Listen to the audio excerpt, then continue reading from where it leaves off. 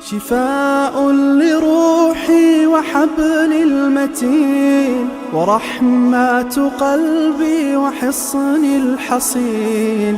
شفاء لروحي وحبل المتين ورحمة قلبي وحصن الحصين.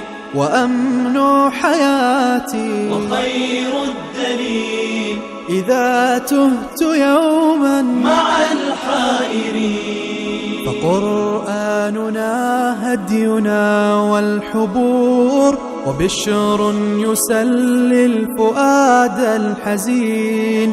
وفي الليل عند احتلاك الظلام سيبزغ منه الضياء. أعوذ بالله من الشيطان الرجيم. بسم الله الرحمن الرحيم. الحمد لله والصلاة والسلام على رسول الله وعلى آله وصحبه ومن والاه ما بعد.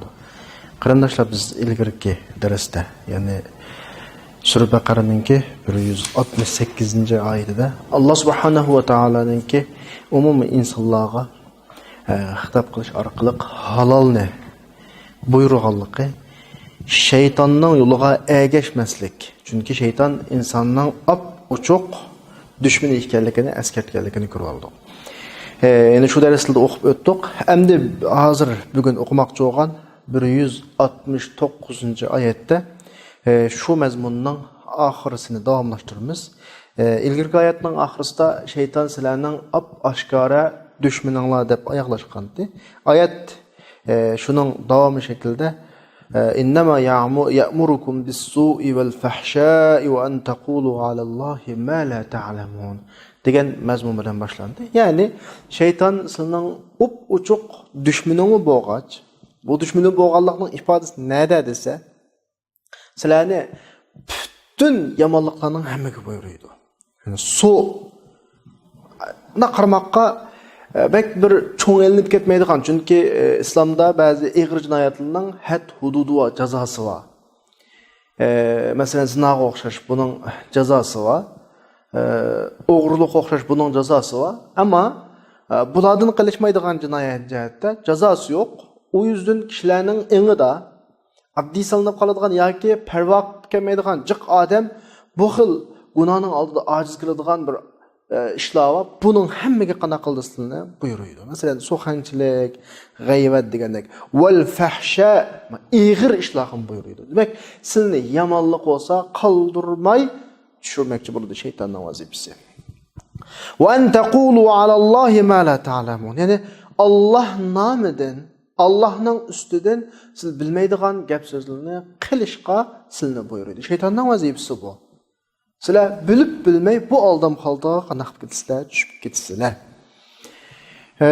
Ondan keyin 170-oyatda Allah subhanahu va taala insonlarninki tabiatini, xarakterini, bu da'vatlan insonlarning bir mavqa, pozitsiya, da'vatga qarata tutadigan pozitsiya va bu da'vatga qarata tutgan pozitsiyaga qarab turib bularning ifodasi, bu shakldagi tutgan maydoni pozitsiyasining ifodasini Alloh subhanahu va taolo 170 va 171-oyatda bizga aytib davotidi. Va iza qila lahum ittabi'u ma anzalallohu qalu bal nattabi'u ma alfayna alayhi aba'ana awalau kana aba'uhum la ya'qiluna shay'an wa la yahtadun. Avval oyatning izohatiga kirishdan ilgari oyatni qisqacha bir tarjima qilib bersam, Alloh subhanahu va taolo deydi: "Bularga agar Alloh tushirgan bu yo'lga ergishinglar deyilsa, bular deydiki, yo'q, biz ota-onamizning yo'liga ergishimiz deydi. Biz ota-onamiz qanday qilgan bo'lsa, biz shunday qilamiz deydi. Acaba ota-onasi aqldan ezib, aqli ishlamaydigan, yo'ldan chiqqan, to'g'ri yo'lni topamagan insonlar bo'lib qolsa-mı ergishamdi bular acaba?" de. Endi misha kelgan vaqtda biz bir narsani ochiqlash to'g'ri keladi. Bu islom jamiyatidagi intayin xatarli bir masala. Ya'ni kishilarningki ota-onasining odatlari qilgan ishlariga ergishish, shuningga taqlid qilish masalasi. Amaliyotda do'rash insondagi bir tabiat u. İnsandaki bir xarakter o. İnsan dunyoga chiqqan vaqtida, dunyoga kelgan vaqtida insonda bir xil energiya bo'ladi. Uni midirtadigan. İnsan harakat qilmay sonmaydi. O so'zlimi sonmaydi, ma'mi sonmaydi. Endi buning harakati insonning dunyoda qiladigan ishi davomliq o'zidan ilgirki harakatga qarata to'g'ri shaklda mangadi. Kichik bir bola her ishini özünü qorshab turgan muhitdagi insonlarga qarab turib qiladi. Masalan, balalar ko'p hollarda bu nuqtadan o'zining dadasi yoki o'zining cho'ng qarindoshlarini do'raydi ko'p harakatlarida. Masalan, bir oilada bir bola bor, akalari bor, tog'alari bor, bo'g'lari bor, dadalari bor. Ya'ni har xil tipdagi, yoki har xil jamiyatga tabiat. Chunki odamning yashiga qarab turib jamiyat qiladigan ishi o'xshamaydi. Bu xil oilada yoki bu xil muhitda bir bo'lgan kichik bola bütün mushu ailedeki bütün cemiyetning ish harakatini aralashma shaklda doğraydigan bir holat chiqadi. Chunki u bola o'zining cho'ng akalarini doğraydi. Dadasini doğraydi masalan, bo'g'isini doğraydi. Tog'alarini doğraydi masalan, anasini, mo'misini doğraydi. Kichik bolada bütün muhitning ish harakatlari tang yetilib chiqadi. Şunlaşqa biz mana deymiz, dadısı, boğusu, anısı, momusu, ailede yoğunluğun balada manda iki xil alahidlik tang yetilir. Birisi dünyavi karakterki ega, yani dünyalıkka münasebetlik hayat iş hareketleri yetilir onda. Yani birisi ruhku münasebetlik, ahiretki münasebetlik, kıymet qarash, yani dini yolunun ruhi manda balı tang yetilir. Nimişqa? Çünkü dadısılan ba öyde, başka boğusu yok. Dadısılan ba manda öyde yoğunluğun bala dadısılan doğraydı. Eminete dadısı hem öyle yaşavatımız vakitlerinin köpüncüsü de öyde yok. Vakitlerinin köpüncüsü de öyde yok. Yani ki balının küzgü kürengen vakti dadının ki muş dünyalık ölen meşgul buluvatkan. Onda vakitte tabii ki dini işler bek azuludu adamda mesela. Ballarının aldıda ilahi kıymet qaraşlarının ifadesi bek görünmeydi. Ruhiyet bek az ehmiyet verildi. Bu noktadan dadısı velallam yoğunluğun balının ki bu tarafı yani hayat qoğan bağlanışlık tarafı bekrak püştüğü çıkıldı. Ama küçük bala dadısıyla birge boğusunu köse. Mesela aşı öyde bir yaşavatkan öyde hem dadısı yaşasa hem boğusu yaşasa. Dadısından biz bayatın degendek dünyalık, hayatlık işlerini ügense o küçük bala, boğusundan ahiretlik kıymet qaraşları, dini muhitinin təsirini boğusundan egerleydi. Çünkü hem öyle bilimiz Adem yaşanğan vaxtıda dünyalık kırılgan işe bek az kalıdan yaşanğan Adem degen. Hemmisini demeyimiz tabii ki yaş çoğaygan sıra insanda bulunduğun bir xil ölümge yıkıllaşkandak bir xil tuyguludu. Yaş kere hemmisi öylüdü ama sebep noktasıdın, köpüncü sastiki noktasıdın kıygallarda bekrak vapat-tapatığa şopqağaçqa kıygan adamның kallası da men işki putum görgü sangalıdı, hayatım ahirış dediğen bir tuyguludu. Şoňaşqa yaş vaqtida okumağan namazını kırganda okuydu. Yaş vaqtida qılmagan ibadetini qırğa vaqtı qılıdı. Maşallah bala dadısıdan hayatqa münasebetlik, turmuşqa münasebetlik, dünyalık münasebetlik iş hareketlerini köse boğuzdan ahiretke münasebetlik, ibadet yüzünlüş, dini keyfiyat, ruhi kıymet qaraşlarının təsirini bunundan alıdı. Mana şekilde bala meyli çönmüsün tu, bazı noktalar balada eksiydi. Muazzin Allahu Ekber deb azan çıksa derru boğusunun qaşqa barıdı ya dadısının qaşqa barıdı. Azan çıktı qop namaz oku deb. Jaymaz nekip aldığı saladı. Namaz okuwasa billa qaşta turup billa qana qılıdı namaz okuydu. Bularning hammasi bala taqliddan, doğraşdan alıdı. Qız bola mı oxşaş? Anasından mo'misdan o'xshamagan shaklda ta'sirlarni alıdı. Şunda oğaçqa bu xil şekildeki aile insanın nisbeten acayip bir nimet ameliyette. Şuna Allah subhanahu wa ta'ala Sure Nahl'ın 72. ayetinde ve ja'ala lekum min azwajikum banina ve hafada. Bunu nimet şekilde tilga aldı. Bala, nerve, buluş bir adamga nisbeten bova, dada, bala. Üç avlatның ki buluşu bir nimet sifatida tilga elindi. Endi biz özümüzдің бүгінгі дәрісімізді tilga almoqchi bo'lgan, so'zlamoqchi bo'lgan oyatga qaytsak. Oyat nima deydi? Oyat ota-onaga ergashma da'vatidir. Bu yo'ldan chiqib ketganlarninki, bu yo'lga qarshi kishilarninki ota-onamizga ergashishimiz deydigan bahonasi va da'vatidir. Ammo keyingilarning ilgarikilarga taqlid qilib ergashishi tabiatning taqozosi bu. İnson mavjudligining nimasi? Taqozosi. Taqozosi. An oyatda buyuradi, nima o'qib chiqdi oyatdan desa, mayda bir narsa bor. Eng kichik nuqtadan birisi endi keldik. To'g'ri. Biz bayat misol olganimizdek, dadalar, bovular, cho'nglar, bizning ota-onalarimiz yo'lning to'g'risida mangan bo'lsa, tamoman taqlid qilish kerak.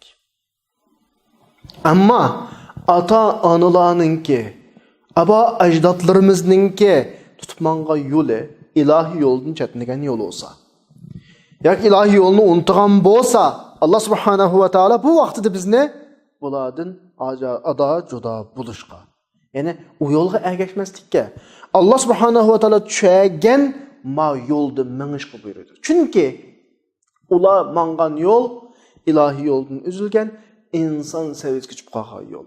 Allah bizni ilohiy seviyadagi yo'lda minishga buyuryapti. Ilohiy. Chunki bu odamning odati o'zgarishi mumkin, yo'li o'zgarishi, ammo Allohning yo'li o'zgarmaydi. Diniy yo'l o'zgarmaydi. Shunga Alloh subhanahu va taolo bizni Alloh tushirgan bu yo'lga ergashgunki, ota-onaning butun qilmishiga qanaqama ergashma. Ham misha kelgan vaqtida biz yana bir narsani uchuqlashimiz kerak. Kichik vaqtda bola ota-onasi nurg'un go'zal ishlarni o'rganib dedik. Ota-onaga ergashganning nima ziyni bor deydigan bir savol chiqishi mumkin. Ma oyat deyilgandek bu insonlar bizga dalil sifatida biz ota-onamizga ergashdik deyishi mumkin. Ammo amaliyotda bularning biz ota-onamizga ergashdik degani bir o'zini oqlash bahonasi. Agar u amaliyotda ras ota-onasiga ergashadigan bo'lib qolsa, ya'ni keyingi avlod tamoman ilgirki avlodga ergashadigan ish bo'lib qolgan bo'lsa, Adem aleyhisselam'dan keyin Allah peygamber evetmeydi, kitap çömeydi. Çünkü Adem aleyhisselam ilahi menheclen zamanға düşken. Balları zaten Adem aleyhisselam'a ergişilge şop kalsa, şüpheti alattı. Onun balları ondan alattı. Şu şekilde evlat balları atanızga ergişip, ta bugünkü kadar özgermestin bizge yetip geldi aşı menhec. Eğer Adem aleyhisselam asmandan ep düşken menhec bugünkü kadar yetip gelgen bolsa aynı şekilde peygamberinin hiç haceti yoktu. Kitaplarını çürüşünün hiç haceti yoktu. Adem aleyhisselam'da keşif kessek biz cennetke kanaklayı vurttuk, kereyi vurttuk. Ama özgerdi. İlahi menheclerini bula özgerdi. Nurgun sırtkı neslerini koştu, işik neslerini evetti, özgerdi. Mana bunun o'zi nima o desa, avlanınki biz ota-onamizning yo'liga ergashimiz degan gapining yolg'on ekanligining ifodasi. Dedik ya baya, ergashgan bo'lsa, ma yo'l o'zgarmagan bo'ladi. Kishilarning g'aflatining ta'siriga uchramagan bo'ladi. Zamin ahlining yo'ldan chiqishlari yuz bermagan bo'ladi.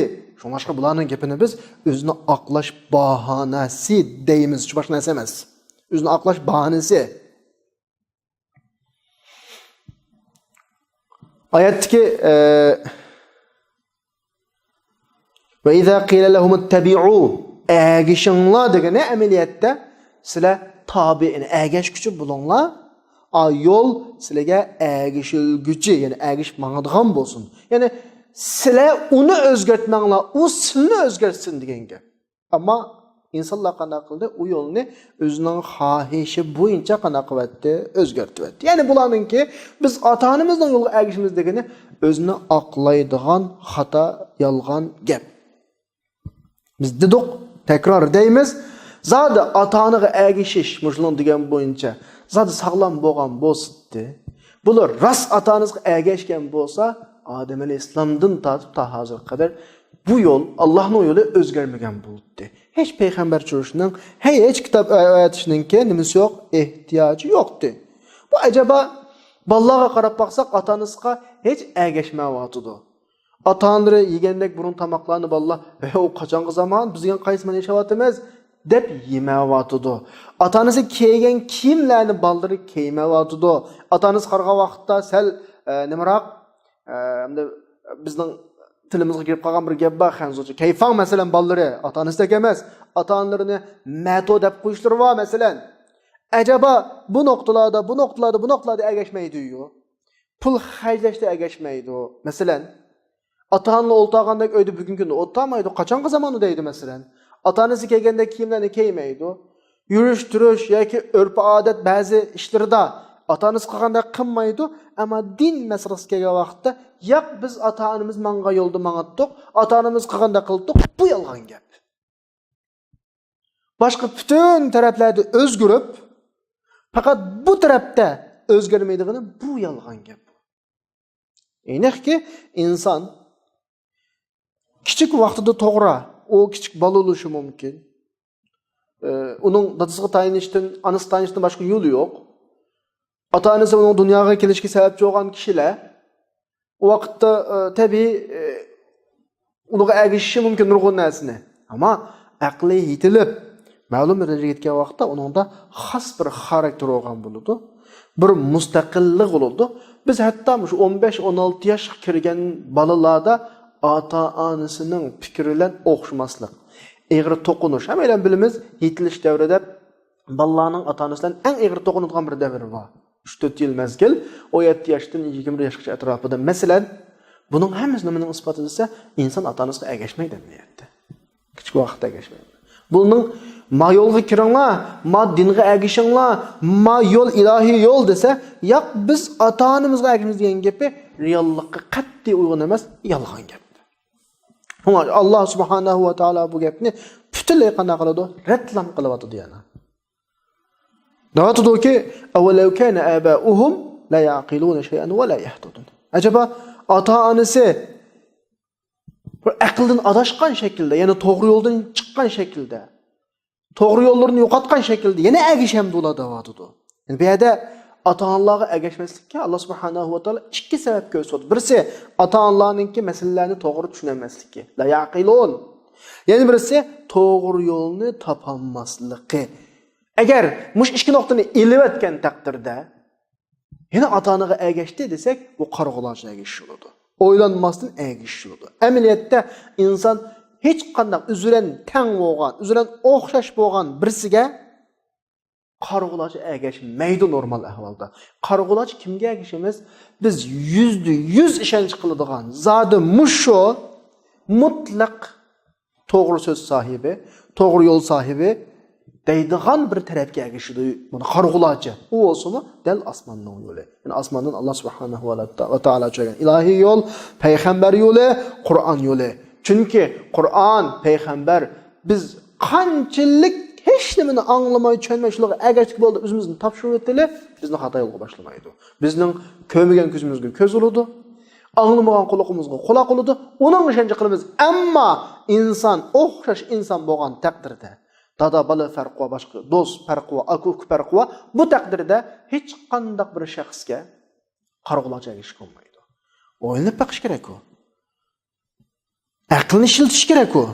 To'g'ri yo'lda bo'lsa ergashimiz, to'g'ri yo'lda bo'lmasa ergashmaymiz. Shuningdek oyatning oxirisida alohida qana qilyapti, ta'kidlayapti. Ya'ni ajaba ular bir narsani tushunmay mangan yo'lida to'g'ri yo'ldan adishib, to'g'ri yo'ldan halqib chiqib ketgan yo'lig'imi ham ergashamizlar? Mushtavosmi ergashamizlar? Tabii ergashmaslik kerak. Siz bunda vaqtda masalani sizning aqli, zihniyatingizga to'g'rilab boqishingiz kerak. Aqling, chunki oyatda ikki nuqta bor. Birisi la yaqilun, aql masalasi. Andikin to'g'ri yo'l masalasi. Aql insondagi roli eng tan yuqori bir narsa. Boshqa hayvonlardan farqlanadigan bir nuqta. Shuningdek insonning taklifot qilinishi aql pishib yetilgandan keyin bo'ladi. Aql pishib yetilishdan ilgari insonning qilgan gunohini Alloh subhanahu va taolo so'maydi. Uni hech qanday bir vazifaga taklifmi qilmaydi. Hatto yosh cho'g'inib ketgan taqdirda bir aqli yo'q bo'lib qolsa, masalan, sarang bo'lib qolsa, Majnun bo'lib qolsa, uning hech qanday vazifa yo'q. Demak, inson ikki xil holatda, birisi aqli sog'lom bo'lgan holatda.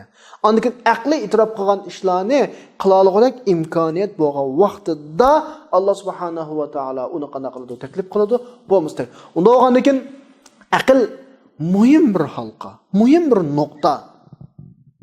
Muhim bir nuqta. Amaliyotda insonda nurg'un alohidlik bo'ladi. Alloh subhanahu va taolo shu alohidliklarning hammasi pishib yetilgandan keyin insonni rasmiy inson sifatida bu yo'lga taklif qiladi. Bu diniy vazifalarni andan keyin atadi. Endi mushu insondagi alohidliklarning eng oxirgisi insondagi havas, shahvat, ya'ni nima deymiz endi, nasl qoldirish alohidligi. İnsandan inson bo'lib pishib yetilish belgisini bu qildi. İnson ehtilom bo'lgan kunidan tortib, balog'atga yetgan kunidan tortib normal bir odamga aylanadi. Ondan keyin o'zining vazifasini ado qilishga boshlaydi. Masalan, atrofimizda meva yo'li bor. Meva yo'llarni yegudek bo'lish uchun, bizning qo'limizga sadaqat yegudek pishgan meva yo'lini olgan vaqtimizda bizning ko'radiganimiz meva yo'lining uruqchisi eng burun pishgan bo'ladi. Hech qanday meva yo'lining uruqchisi pishmaydi, o'zi pishmaydi. Ya'ni uni biz yegandan keyin u meva yo'li qanday qilish kerak? Uzluksiz davomlash kerak bu zaminda. Mushunga o'xshash shaklda inson o'zining vazifalarini qachon boshlaydi desa, ya'ni o'z naslini, urug'ini qoldirolug'idek inson zaminda bundan davomli yashashga kafolatli qilolug'idek holatga kelgan vaqtida insonning vazifasi boshlanadi. Insonning bu tabiatida yengil tabiat emas. Bahası va o tabiatning nurg'un jafo mushaqqatlari bor. Agar inson o'sha tabiatini ashta bir havasga bog'lab qo'ymasa, huzurga bog'lab qo'ymasa, inson hargiz balali qolmaydi, hargiz avlod qoldirmaydi, naslli bo'lmaydi. Demak, oyat karima bizga nima deydi desa, oyat karima insonning taklifotininki aqlga bog'liq bo'lganligi. Inson pishib yetilib, mana jinsiy jihatda, havas jihatda, aql jihatda to'liq yetilib bo'lgandan keyin insonning Alloh bilan tuzgan iymoni to'xtami mukammal to'xtam bo'ladi. Boshqa aqli pishib yetilmagan yoki o'zi kichik, yeshi kichik, bunda insonlarga shariat saqlaydi. Toki aqli pishib yetilganga qadar nimishqa inson mukammal shaklda o'zining butun asoslarini hozirlagan shaklda, butun tabiatlari bilan, butun havaslari bilan iymon to'xtamiga kirsin. Buning to'xtami bunda pishqan, ham to'xtam emas, pishqan to'xtam bo'lsin, bu iymon to'xtami. Andan keyin bu to'xtamga amal qilsin, bu yo'lda oxirigacha mansun deb qilyotdi buni. Ya'ni bir odam normal bir odam bo'lgandan keyin mustaqillik ega bo'lish kerak. U o'zidagi shunga tayinish kerakki, aqlga qarab turib o'zining yo'lini tanlash kerak. Hargiz dadam bunda ishni qilibdi, men shunga bunda ishni qilaman deyish bo'lmaydi. Shu oyatdagi haliqi insonlarningki sizlar bu yo'lga ergashmaysizlar, bu yo'lda mangmamsiz degan insonlarningki, yo'q, biz ota-onamiz mangan yo'lda mangamiz degan gapi yolg'on gap. Acaba biz bu oyatni degandek boshqa ishlarda ergashmaydi-yu, masalan, dadasi mingandek mashinalarni minmaydi, dadasi mingandek kiyimlarni kiymaydi, dadasi yegandek tomoqlarni yemaydi. Dadasi yashagan uslub bo'yicha yashamaydi endi u. Nimda bu din bobiga kelgan vaqtda, bu yo'l bobiga kelgan vaqtida acaba ota-onamiz mangan yo'lda mangsa qildi deb turib oldi ekan ular. Bu yolg'on, bularning saxtipazligi bu. Alloh subhanahu va taolo bu oyat orqali insonni nimadan qutqazmoqchi? Bu xil agishning asoratidan qutqazmoqchi. Bizning diqqatimizni shunga tortmoqchiki, "Hoy, mustaqillik va insonlar, men sizlarga aql berdim. Sizlar bir mustaqil odamlar. Sizlar aqlingni pishib yetilish orqali mustaqil bo'lgan kunisdan tortib, sizlarni yaratgan zotga mustaqil o'zingni yetishishing kerak. Tamam, dastlabda sizlar dunyoga dadanglar sababidan maydonga keldinglar. Kichik vaqtingizda ojiz sizlar dadanglar boqdi, dadanglar ergashdinglar. Endi o'zingni mustaqil yashashga qoldinglar. O'zingning aqli bilan sizlarni yaratgan bir zotni tepishinglar kerak sizlar. Chunki dadangni sizning dunyoga kelishingiz sabab bo'lgan bilan, kichik vaqtda baqqan bilan keyinlikingizga yana bir hayot qilgan vaqtda u yerga kepillik qilolmaydi. Sura Luqmonning 33-oyatida ayni mush masala Vaxshaw yawman la yajzi walidun an waladi va la mawludun huwa jazin an walidihi shay'a. Sizlar shunda bir kundan qo'rqinglarki, dada balaga, bala dadaga hech narsaga orttirolmaydi. Kuchi yetmaydi ularningki. Dada balaga nisbatan faqat va faqat dunyoga kelishga bir vosita bo'ldigan narsa hatto dada men banda baladan birini balam bo'lsin. Manda baladan birini tapay ya o'g'il tapay ya qiz tapay topolmaydi. Faqat sabab bu. Onun sebep üzü olmaklık. Allah onu sebep kılmak tip koygan yeri var. Mesela tepişte Allah'ın tepanlar, Halik Teala'nın tepanlar. Tabi Tevrat dağının hakkı var. Onu balılık sıfatlarına da ama bütün işlerinde üzerine aklını körü ötüp onun yoluğa, din yollarında mı ergişki olmaydı. Doğru yol tapkan olsa tamam ergişler. Aklını cahil işletken olsa, çöngen olsa ergişler ama aklını yok katkan, doğru yolunu katkan halatı olar ergişki olmaydı. Ama şu ayetki o'xshash ayetlerden Sura Maide'de mi 104. ayette mi? Şu ayetlerin lafzan asasen tamamen azraq farq var. Ve iza qila lahum ta'alu ila ma anzalallahu ve ila ar-rasul qalu hasbuna ma wajadna alayhi aba'ana aw law kana aba'uhum la ya'lamuna shay'an ve la yahtadun. Degan ayette mi? Şu mesele bak alahida ta'kidlangan masala. Ta'kidlanishi insonning o'zining mustaqilligiga Alloh subhanahu va taolo fawqul adda bizni qiziqtiradi. Askartiradi. Ya'ni sen mustaqil bir maxluqsan. Sen dunyoda yolg'iz yashaysan, yani qiyomat kuni sen hisobini yolg'iz birsasan. Eng qimmatli kishi dadam bo'lgan taqdirdami? Sen ma yo'l tanlashda mustaqillik egisan. Chunki aql sening. Bu shaklda bizga alohida askartish beradi. Ondan keyingi 171 oyatda Alloh subhanahu va taolo bu yo'lni rad qilib, bu xil chaqiriqlarga inkas qaytamagan kishilarning misolini, bularni chaqirayotgan payg'ambarning misolini va bu chaqiriqning xarakterini bizga bir misol bilan tushuntiryapti. Va masalul ladzina kafaru kamasalil yan'iqu bima la yasma'u illa du'aan wa nidaa summun bukmun umyun fahum la yaqilun. Yani bu davetni inkar qilganlar, rad qilganlar nimaga o'xshaydi desa, faqat buning misoli bir padvoqchining ahvoliga o'xshaydi. Padichining qo'yisi va kalisi va padichi qo'yisi kalisiga haydaydi, chaqirib akiladi, masalan.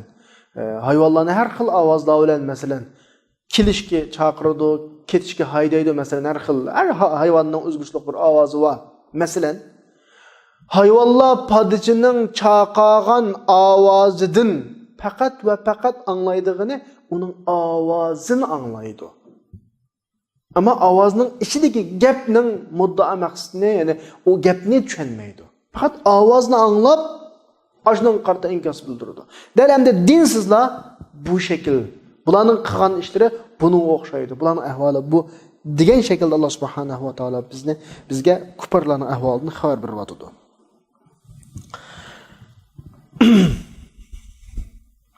Endi bu masalaga qarata biz oyatning izohati bo'yicha bizim bir peygamber var. Onun insanların çağırıvatkan bir daveti var. Ve bu davet qartılavatkan kişiler var. Bunu ma ayette bir padiçinin ahvalı okşutuvatıdı. Bir padiçi koylarını, yakallarını çağırıvatıdı. Haydavatıdı uyak bu yakka. Ve bu çağırıp qartılgan koy kalılar var.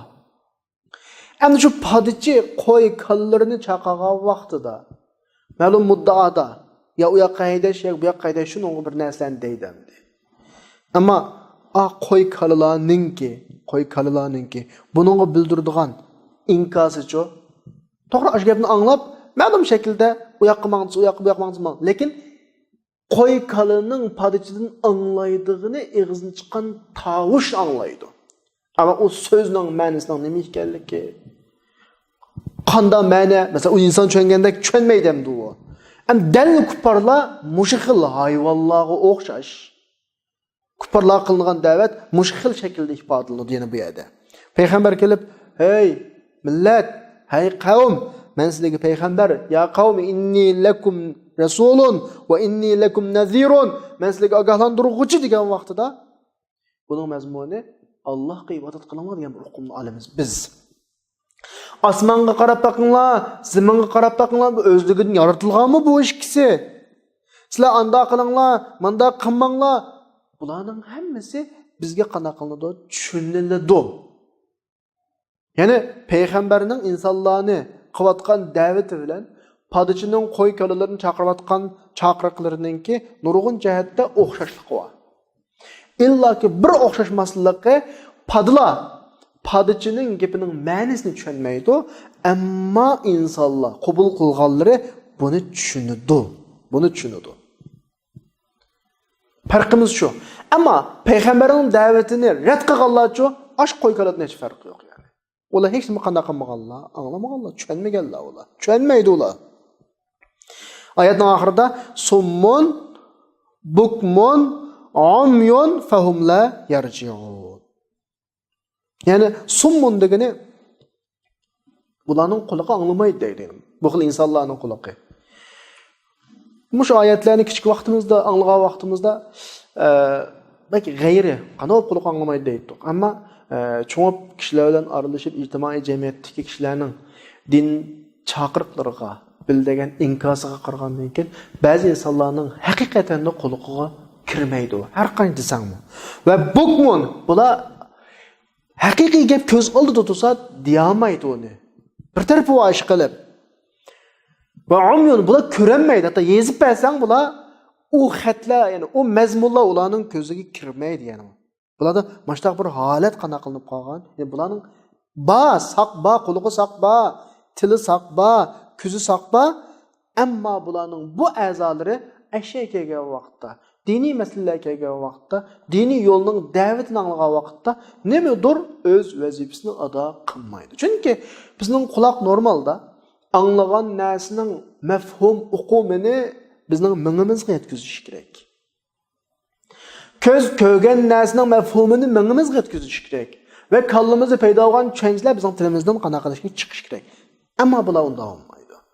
Hamda oyatda oldi bilan quloqning masalasi tilga olindi. Chunki anglash so'zlashning oldingi bosqichi. Anglamagan odam so'zlay olmaydi. Masalan, insonning shu og'zidan chiqadigan so'zi avval anglash orqali zihniyatiga kiradi. İngiliz muhitida yashagan arabning kichik bolasi ingliz so'zlaydi. Chunki u bu arabning bolasi bo'lgan bilan inglizcha anglag'achqa og'zidan ingliz chiqadi. Yoki arab muhitida yashagan inglizning buaq kichik bolasini akib yashasang, uyg'ongandan keyin arab so'zlaydi. Chunki inglizning bolasi bo'lsa-mu anglig'ini so'zlaydi. Demak, so'zlash anglashning nimasi ikkinchi qadami. Avval anglish kerak, ondan keyin so'zlaydi. Shu yesin oyatda avval ularni summun deb sifatlaydi. Ular gas yani. Bular anglayolmaydi bular. Anglayolmagan ekan quloq til qana qilinmaydi, so'zlayolmaydi. Til so'zlayolmaydi. Bularning tili midraydi. Ovozlar chiqadi, lekin biz tushungidek qana yo'q, gap chiqmaydi bunun. Yani asosan bu narsalar hammasi qana qilgan koddan chiqqan. Bularning tafakkuri qana qilgan. Oyatning oxirisida fahum la yaqilun. Yani bular aqli, tafakkur jihatda bular tugashgan. Yani bular hech o'ylanmaydi uni. Asli masala bu yerdan chiqqan. Bular o'ylanmagan bo'lg'achqa masalaning negizi bu yerda. Buning na ko'zi, na quloqi, na tili normal shaklda qana qilmaydi, ishlamaydi. Agar ularning quloqi o'z vazifasini ado qilgan bo'lsa, deyilayotgan haqiqatlar ozdir ko'pdir olsun bularga ta'sir qildi. Bularning tili o'z vazifasini ado qilgan bo'lsa, haqiqatlar bularning tilidan chiqatdi. Bularning ko'zi o'z vazifasini ado qilgan bo'lsa, bu atrofga qarab boqib, nurg'un masalalarni tushunadi bular. Qur'on dedi-ya, sura Al-Imronda İnne fi xalq semavati vel ard 190-oyat osmon zaminning yaratilishi vaqtila fil layli wan nahar kech kunduzning almishida aqli va odamlarga nisbatan yetarli dalil paketlar bor. Bu bularga nisbatan yetarli. Lekin fahum la yaqilun. Bunun aqli normal ishlamaydi. Normal ishlamaydi. Bugungi darsimiz mushal oxirlashsin. Inshaalloh Alloh nasib qilsa, keyingi darsimizni uzluksiz davom qilamiz. Allah subhanahu va taala hammalarga haqiqatni anglagudek, haqiqatni ko'rgudek, haqiqatni so'zlagudek a'zolarni sog'lom a'zolarni ato qilsin. Va axiru da'wana alhamdulillahi robbil alamin.